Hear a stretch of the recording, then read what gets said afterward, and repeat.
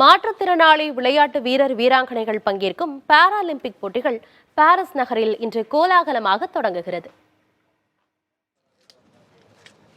Paris நகரில் இன்று தொடங்கும் 17வது பாராலிம்பிக் தொடர் செப்டம்பர் 8ஆம் தேதி வரை நடைபெறுகிறது.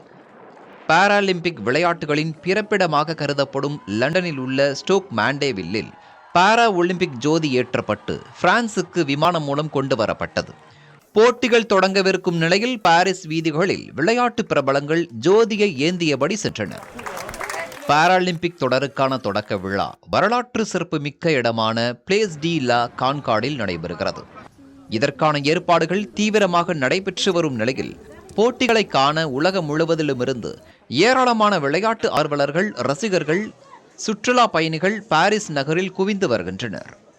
பாராலிம்பிக் தொடரில் மாற்றுத்திறனாளிகள், நிரந்தர காயமுற்றவர்கள், உடல் உறுப்பு குறைபாடுடைய 4400 வீரர் வீராங்கனைகள் 22 விதமான போட்டிகளில் 549 பதக்கங்களுக்காக பங்கேற்கின்றனர்.